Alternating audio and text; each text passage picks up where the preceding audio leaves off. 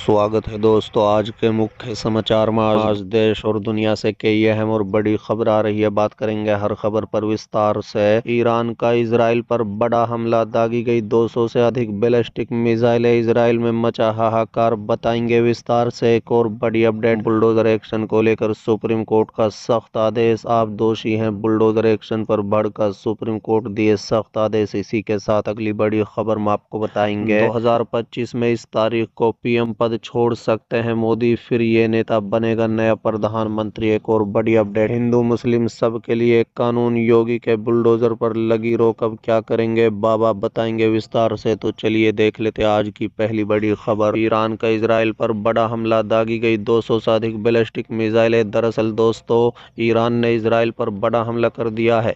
Israeli force ने दावा किया है कि ईरान की तरफ से 400 बैलिस्टिक मिसाइलें दागी गई हैं। नागरिकों से शेल्टर में रहने के लिए कहा गया है। आईडीएफ की चेतावनी के बाद पूरे इजराइल में सायरन बज रहे हैं। बता दें, खास तौर से मध्य और दक्षिण इजराइल में लोगों से कहा गया है कि वो बैंकर में जाएं। इजराइल का आयरन डैम ने ईरानी मिसाइलों से मुकाबला शुरू कर दिया है। बता दें, हिजबुल्लाह चीफ नसरल्लाह की मौत के बाद से ही माना जा रहा था कि इजराइल पर बड़ा हमला हो सकता है। ईरान की ओर से बैलिस्टिक मिसाइलें दागे जाने से पहले ही इजरायली फोर्स ने हमले की आशंका जताई थी।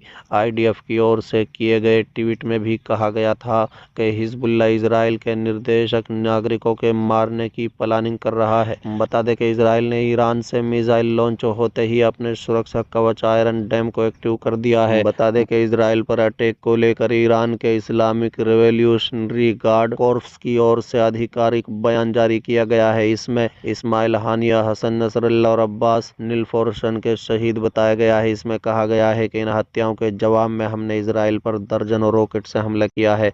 अगर इजराइल इनका जवाब देता है तो हम और विध्वंसक हमला करेंगे। चलिए अगली खबर, आप दोषी हैं, बुलडोजर एक्शन पर भड़का सुप्रीम कोर्ट दिए सख्त आदेश। दरअसल दोस्तों, सुप्रीम कोर्ट में मंगलवार यानी कि कल बुलडोजर एक्शन के खिलाफ लगाई गई याचिका पर सुनवाई हुई। इस सुनवाई में जस्टिस बी.आर. गवई की अध्यक्षता वाली बेंच ने साफ किया कि भारत सेकुलर कंट्री है, यहाँ इस तरह की चीजें करना संवैधानिक रूप से गलत है। उन्होंने सॉलिसिटर जनरल तुषार मेहता से पूछा कि भले ही किसी व्यक्ति को दोषी ठहराया गया हो, क्या अपराध में शामिल होने पर उसके घर पर बुलडोजर एक्शन का आधार हो सकता है। एसजी ने नहीं में जवाब देते हुए कहा है कि ये कहना कि किसी विशेष समुदाय के टारगेट किया जा रहा है, ये गलत है। बुलडोजर की कार्रवाई से 10 दिन पहले नोटिस जारी किया गया था। बता दें, आगे एसजी ने कहा है कि अधिकांश चिंताओं पर ध्यान दिया जाएगा, केवल इसलिए कि किसी व्यक्ति पर किसी अपराध का हिस्सा होने का आरोप लगाया गया है, उसको बुलडोजर कार्रवाई का आधार नहीं बनाया जा सकता। इसके लिए नोटिस जारी किया जाना चाहिए। अधिकांश नगरपालिका कानूनों में जिस विषय पर वो काम कर रही हैं उसके आधार पर नोटिस जारी करने का प्रावधान है। बता दें कि इस पर जस्टिस गोयल ने बोलते हुए कहा है कि यहाँ तक के राज्य में भी अलग अलग कानून होंगे।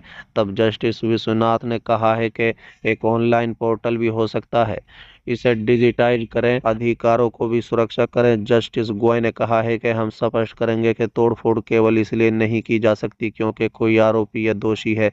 उसके अलावा इस बात पर भी विचार करें कि बुलडोजर कार्रवाई के आदेश पारित होने से पहले भी एक संकीर्ण रास्ता होना चाहिए। बता दें कि 17 सितंबर 2024 को जमीयत की याचिका पर सुनवाई करते हुए सुप्रीम कोर्ट ने अवैध निर्माण को छोड़कर अन्य मामलों में बुलडोजर एक्शन पर रोक लगाई थी। सुप्रीम कोर्ट ने कहा था कि सड़क, फुटपाथ या रेलवे लाइन पर किए गए अवैध निर्माण पर यह निर्देश लागू नहीं होगा। इसके आगे कहा कि वो सभी पक्षों को सुनकर बुलडोजर कार्रवाई को लेकर देश भर में लागू होने वाले दिशा निर्देश बनाएगा। सुप्रीम कोर्ट ने निर्देश देते हुए कहा है कि 1 अक्टूबर तक बिना हमारी अनुमति के देश में कहीं पर भी बुलडोजर एक्शन नहीं होगा। चलिए अगली खबर, 2025 में इस तारीख को पीएम पद छोड़ सकते हैं मोदी, फिर ये नेता बनेगा नए प्रधानमंत्री। दरअसल दोस्तों, प्रधानमंत्री नरेंद्र मोदी पिछले करीब 10.5 सालों से देश की सत्ता के शिखर पर काबिज हैं। इसी बीच 74 साल के हो चले हैं पीएम मोदी के रिटायरमेंट को लेकर चर्चा तेज हो गई है। आम आदमी पार्टी के सुप्रीमो और दिल्ली के पूर्व सीएम अरविंद केजरीवाल कई बार प्रधानमंत्री मोदी के रिटायरमेंट की बात कर चुके हैं। पिछले दिनों केजरीवाल ने पूछा था कि 75 साल पर रिटायरमेंट वाला नियम पीएम मोदी पर लागू होगा या नहीं।